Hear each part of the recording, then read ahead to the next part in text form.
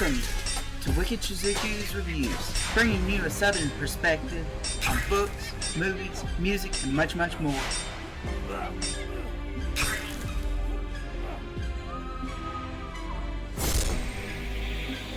Stick around for a while, you just might hear something wicked.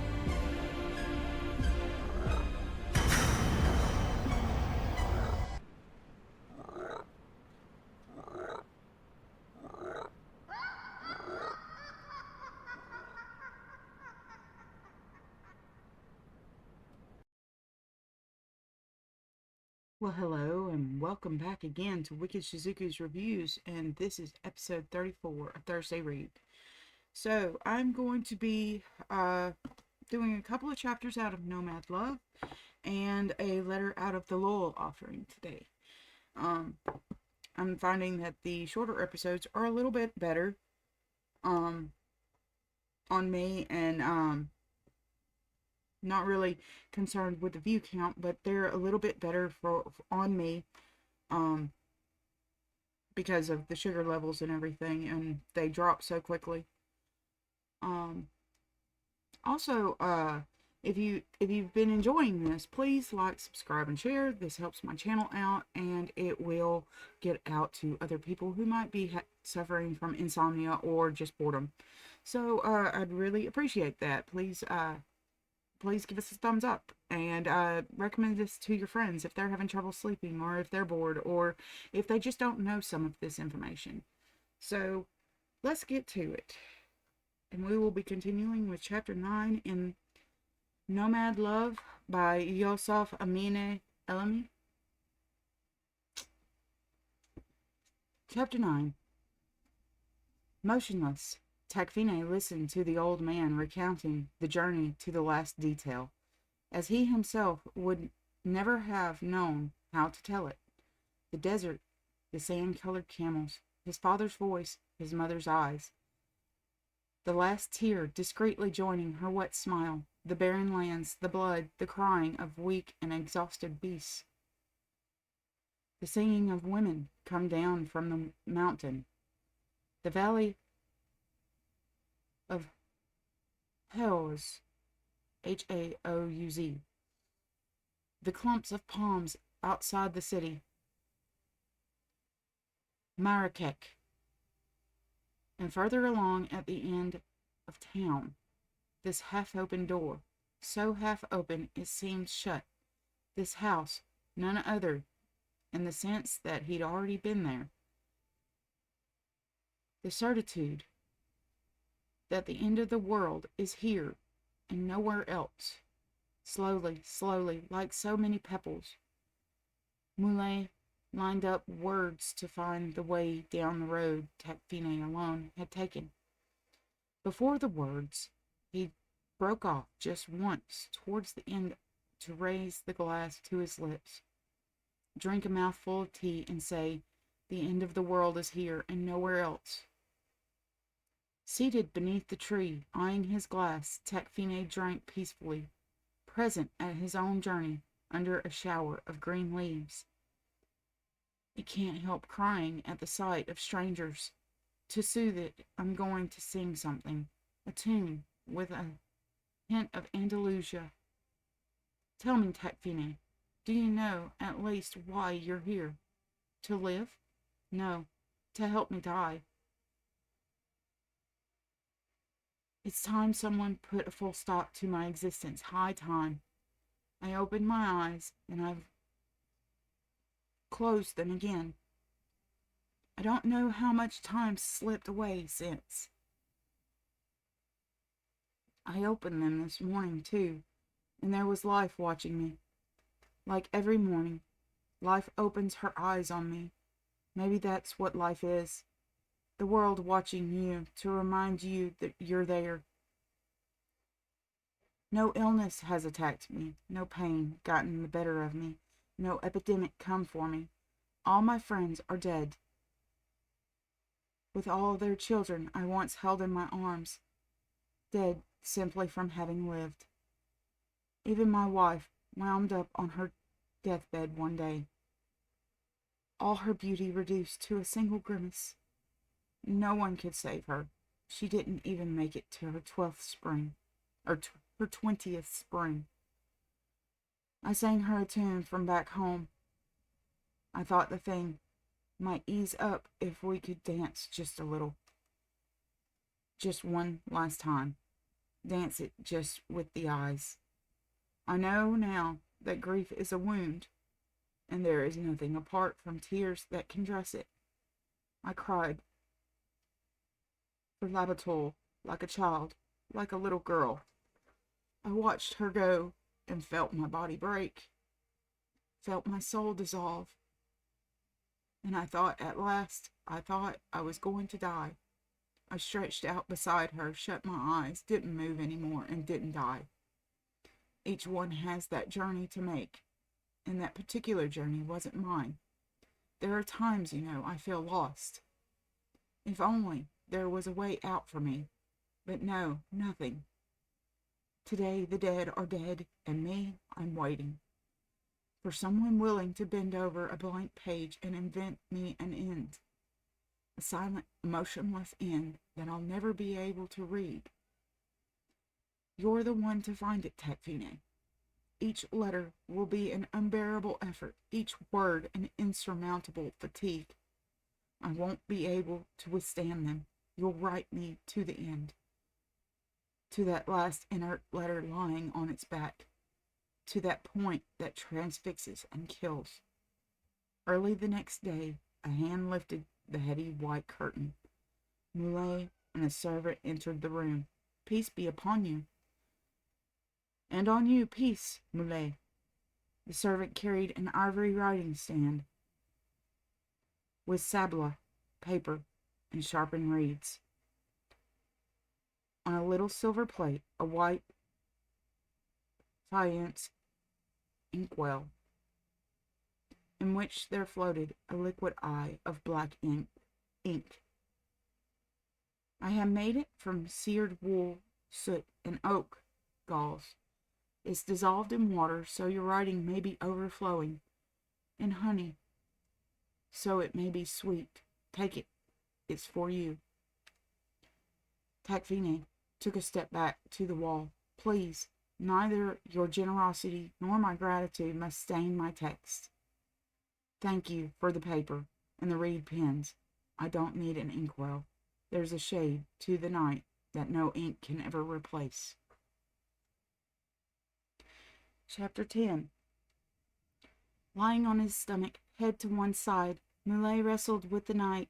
More precisely, he wrestled with that color gnawing his insides and keeping him from sleep. Almost banal, a color of nothing. It kept playing in his head, throbbing, grating, shrill, howling, unbearable. Thunder without end. Imagine a single color become a full orchestra on its feet inside you, playing full blast, not just missing notes. Anyone can do that, but making noise. And when an orchestra makes noise, it's a noise to be reckoned with. No matter how long Muley lay eyes shut under the covers, the color played on tirelessly behind his eyelids, beyond comprehension, a color like an illness, a glistening cut, a wound screaming with open mouth, a color unseen by day or even by night. In truth, a color you don't see at all, or rather, that you only see in times of distress, when you remember what Muley was seeing now was a woman, his wife, reduced to a single glance, 2 eyes in equilibrium on an inert body, 2 eyes refusing to die with it, and not in any color, those eyes, no, in a color that turns into a beast howling inside you at night, 1,000 of them howling at a time. And it's at that moment that Muley looks up to the night and understands, really understands, for the first time, revelation. The sky has the shade of a look imploring him to sing. 2 immense eyes woven in the night colors, no clouds, no stars, no moon, nothing. Nothing left save for two eyes bending over him from one end of the sky to the other. And you don't forget a sky looking at you with Labatul's eyes, all her beauty reduced to a grimace, an eternal howl. Thus it was that Molay sometimes left his room at night and went into Les Mines' room. She had never seen him naked before, and in fact, she didn't see him here either. She was sleeping. She was sleeping the entire time he sat watching from the foot of the bed, or she was supposed to be, at any rate. Nothing can stop that howling like the presence of a woman, who was not, of course, Labatul. Who could not be Labatul, and who, in any case, never would be Labatul. So be it. If he was ever going to get some sleep, he only needed to come back to this room, just a few steps away. He just had to get up and undress, wearing nothing but the long white beard that started to grow the day Labatul had ceased to live. He just had to get there, a few steps across the aisles, find the door, open it, raise the curtain, and go sit on the bed, without the slightest movement, body calm, just. Then it was enough to look at her once more, one very last time, her head lightly raised on the pillow, peacefully, almost living, until, one by one, the musicians, seized by an immense fatigue, put away their instruments, and the noise finally stops. So that is our read for Nomad Love in this particular episode, and I will be right back after this short break.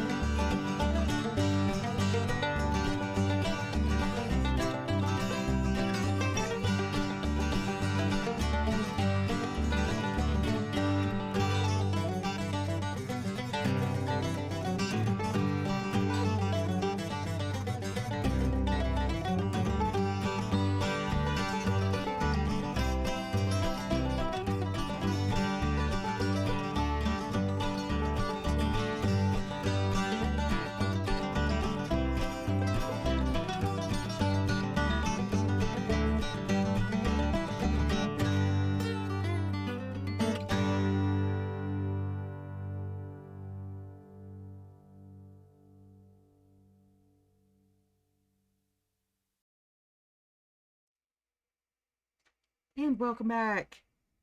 So, let's see, where were we? We were in Letters from Susan, Letter the Second, and the Lowell Offering, Writings by New England Millwomen, 1840 to 1845. So, this was pre-Civil War, everyone. Okay. Letters from Susan, Letter Second, Lowell, April blank blank. They do that because they didn't have an actual date or a year here, but okay. Dear Mary, in my last I told you I would write again and say more of my life here, and this I will now attempt to do. I went into the mill to work a few days after I wrote to you. It looked very pleasant at first. The rooms were so light, spacious, and clean. The girls so pretty and neatly dressed, and the machinery so brightly polished or nicely painted. The plants in the windows, or the overseer's bench or desk, gave a pleasant aspect to things. You will wish to know what work I am doing.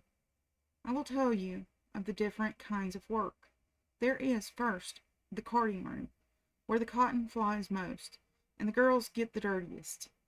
But this is easy, and the females are allowed time to go out at night before the bell rings, on Saturday night at least, if not on all other nights. Then there is the spinning room, which is very neat and pretty. In this room there are spinners and doffers. The spinners watch the frames, keep them clean, and the threads mended if they break. The doffers take off the full bobbins and put on the empty ones. They have nothing to do in the long intervals when the frames are in motion, and can go out to their boarding houses, or do anything else that they like. In some of the factories, the spinners do their own doffing, and when this is the case, they work no harder than the weavers. These last have the hardest time of all, or can have, if they choose to take charge of 3 or 4 looms instead of the one pair which is the allotment. And they are the most constantly confined. The spinners and dressers have but the weavers to keep supplied, and then their work can stop. The dressers never work before breakfast, and they stay out a great deal in the afternoons. The drawers in, or girls who draw the threads through the harnesses, also work in the dressing room, and they all have very good wages, better than the weavers, who have but the usual work. The dressing rooms are very neat, and the frames move with a gentle, undulating, and are disagreeably undulating motion, which is really graceful. But these rooms are kept very warm, and are disagreeably scented with the sizing, or starch, which stiffens the beams, or unwoven webs. There are many plants in these rooms, and it is really a good greenhouse for them. The dressers are generally quiet, tall girls, and must have pretty tall minds too, as their work requires much care and attention. I would have had work in the dressing room, but chose to be a weaver, and I will tell you why. I dislike the closer air of the dressing room, though I might have become accustomed to that. I could not learn to dress so quickly as I could to weave, nor have work of my own so soon, and should have had to stay with Mrs. C 2 or 3 weeks before I could go in at all, and I did not like to be lying upon my oars so long. And more than this, when I get well learned, I can have extra work, and make double wages, which, you know, is quite an inducement with some. Well, I went into the mill, and was put to learn with a very patient girl, a clever old maid. I should be willing to be one myself, if I could be as good as she is. You cannot think how odd everything seemed to me. I wanted to laugh at everything, but did not know what to make sport of first. They set me to threading shuttles, and tying weavers' knots, and such things, and now I have improved so that I can take care of 1 loom. I could take care of 2 if I had only had eyes in the back part of my head, but I have not got used to looking 2 ways of a Sunday yet. At first, the hours seemed very long, but I was so interested in learning that I endured it very well. And when I went out at night, the sound of the mill was in my ears, as of crickets, frogs, and Jew-sharps, all mingled together in strange discord. After that, it seemed as though cotton wool was in my ears, but now I do not mind at all. You know that people learn to sleep with the thunder of Niagara in their ears, and a cotton mill is no worse, though you wonder that we do not have to hold our breath in such a noise. It makes my feet ache and swell to stand so much, but I suppose I shall get accustomed to that too. The girls generally wear old shoes about their work, and you know nothing is easier, but they almost all say that when they have worked here a year or two, that they have to procure shoes a size or two larger than before they came. The right hand, which is the one used in stopping and starting the loom, becomes larger than the left. But in other respects, the factory is not detrimental to a young girl's appearance. Here they look delicate, but not sickly. They laugh at those who are much exposed and get pretty brown. But I, for one, had rather be brown than pure white. I never saw so many pretty-looking girls as there are here. Though the number of men is small in proportion, there are many marriages here, and a great deal of courting. I will tell you of this last sometime. You wish to know minutely of our hours of labor. We go in at 5 o'clock. At 7 we come out to breakfast.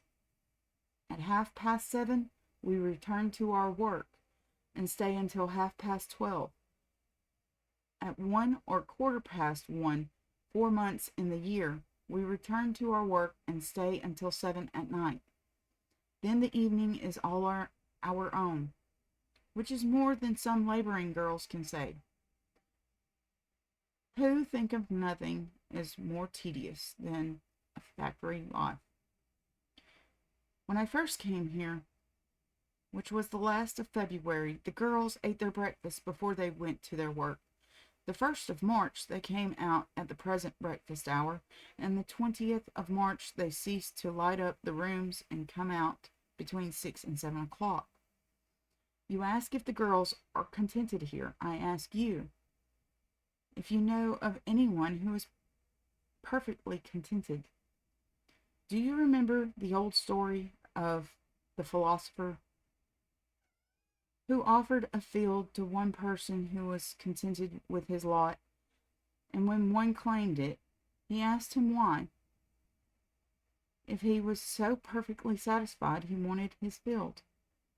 The girls here are not contented, and there is no disadvantage in their situation which they do not perceive as quickly, and lament as loudly, as the sternest opponents of the factory system do. They would scorn to say they were contented, if asked the question, for it would compromise their Yankee spirit, their pride, penetration, independence, and love of freedom and equality. To say that they were contented with such a life as this, yet withal they are cheerful. I never saw a happier set of beings. They appear blithe in the mill and out of it. If you see one of them with a very long face, you may be sure it is because she has heard bad news from home, or because her beau has vexed her. But if it is a Lowell trouble, it is because she has failed in getting off as many sets or pieces as she intended to have done, or because she had a sad breakout or breakdown in her work, or something of that sort. You ask if the work is not disagreeable.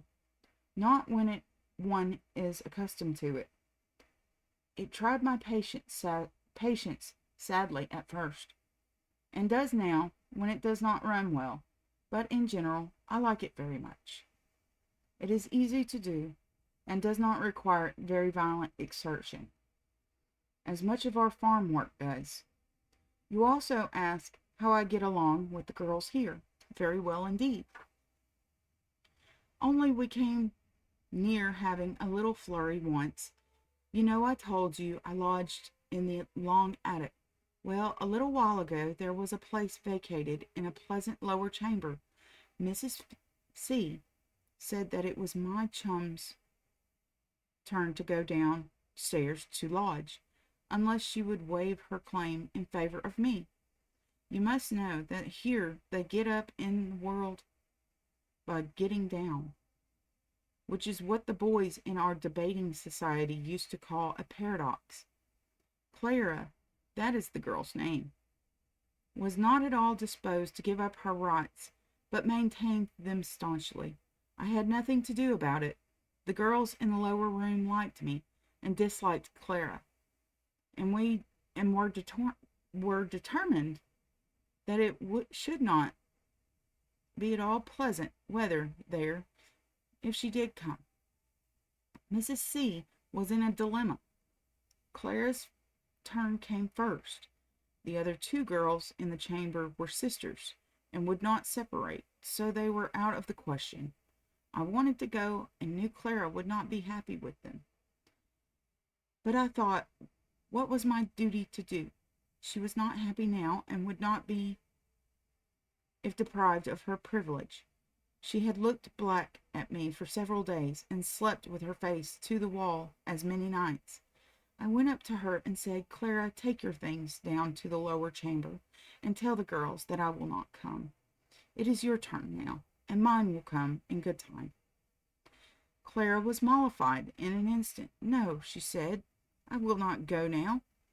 They do not wish me to come, and I had rather stay here. After this, we had quite a contest. I trying to persuade Clara to go, and she trying to persuade me that I got beat. So now I have a pleasanter room, and am quite a favorite with all the girls. They have given me some pretty plants, and they go out with me whenever I wish it, so that I feel quite happy. You think we must live very nice here to have plum cake and company. The plum cake and crackers and such things as the bakers bring upon the corporations are not as nice as we have in the country, and I presume are much cheaper. I seldom eat anything that is not cooked in the family.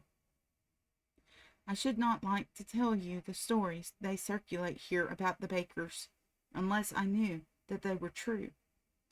Their brown bread is the best thing that I have tasted of their baking. You see that I have been quite minute in this letter, though I hardly liked your showing the former to old Deacon Gale and Squire Smith and those old men. It makes me feel afraid to write you at all. I should like to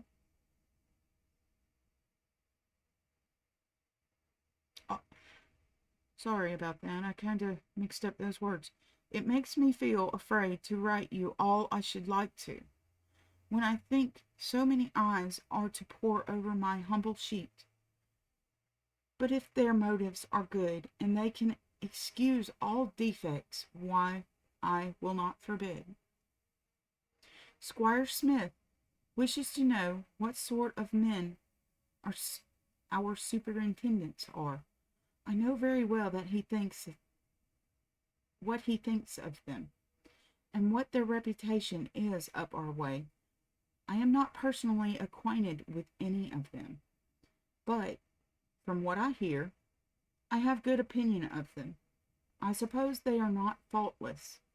Neither are those whom they superintend. But they are not the overbearing tyrants which many suppose them to be. The abuse of them, which I hear, is so very low that I think it must be unjust and untrue. And I do frequently hear them spoken of as men, whole-hearted, full-souled men. Tell Squire Smith they are not what he would be in their places, that they treat their operatives better than he does his hired girls, and associate with them on terms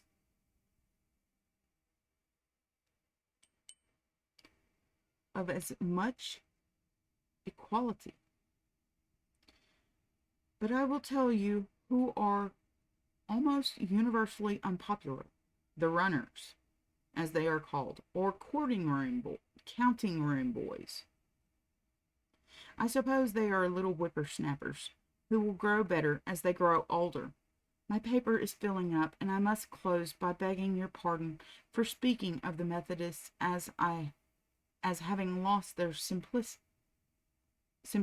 of attire. It was true, nevertheless, for I have not seen one of the old Simon Pure Methodist bonnets since I have been here. But they may be as consistent as other denominations, had few of us follow in the steps of the primitive Christians. Yours as ever, Susan. Harriet Farley, Volume 4, June 1844, page 169 through 172. And that was the second letter from Susan of the Millhouse Girls in the Lowell offering. And I hope you really enjoyed this episode. And if you found this educational, please like, subscribe, and share, as it will help the algorithms and get this message out. Have a good evening, and sleep well, everybody.